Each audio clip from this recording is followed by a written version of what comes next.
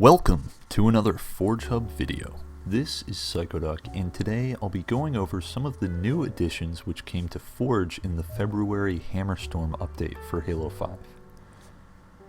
There are a few new Forge objects, some new Forge improvements, and a couple of other things which are of interest to us Forge folk.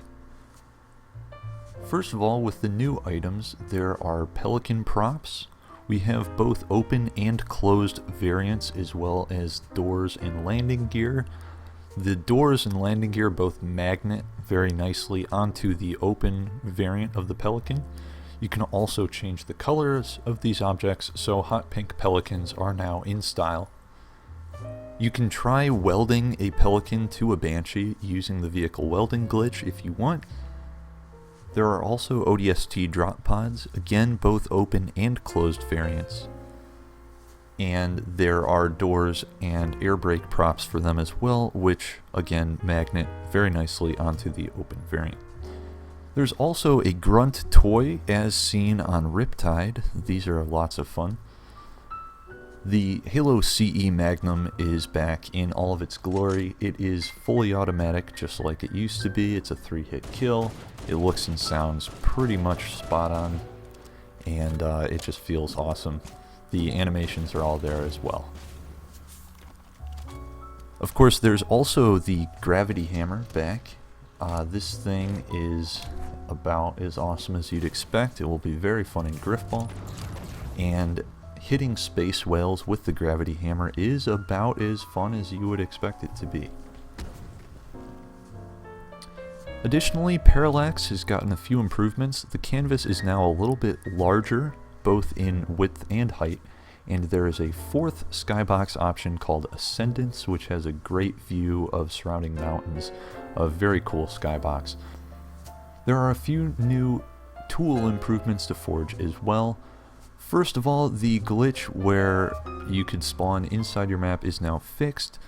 There are backup spawns on maps, so if you do accidentally cover all of your spawns, you will spawn on a backup instead of inside your map, so that's welcome news.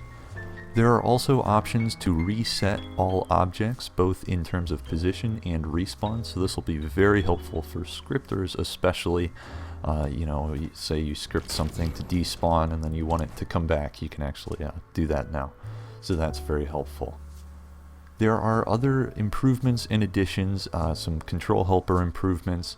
There are several new objects with 64-foot lengths of all types, and you can read up on all of the exact details of this in the patch notes on Halo Waypoint. Those will be linked in the video description. Not going to go through all of those. There are lots of other small tweaks as well. Outside of Forge, there are a couple of other things of interest. First of all, Warthogs, Ghosts, and Mongooses all have physics improvements and should all be a bit less prone to flipping, so that's definitely welcome news, so you should handle a little bit better. The Railgun and Gauss turret are also now hit scan, which means there's no travel time on the projectiles. That worries me a little bit considering how incredibly powerful those weapons were to begin with, but it will be nice that they'll be a little more consistent. Lastly, of course, is the new ball game type. This is very exciting. So it comes with Griffball and Assault variants to begin with, but the options are all there to create both Ricochet and Oddball. You can enable and disable ball throwing. You can enable and disable scoring based on carry time. And you can enable points for scoring by throw, points for scoring by walk-in, all of that good stuff. So you can make 4 classic game modes with this one ball mode. Unfortunately, there do not appear to be any one-sided objective options in this mode, which is rather unfortunate, but oh well, hopefully those will come in the future.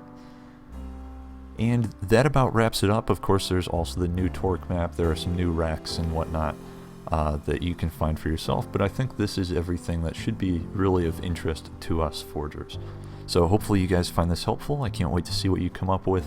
With this update, I'm sure we'll see the Pelican on literally every Forge map ever for the next 6 months, so that'll be fun.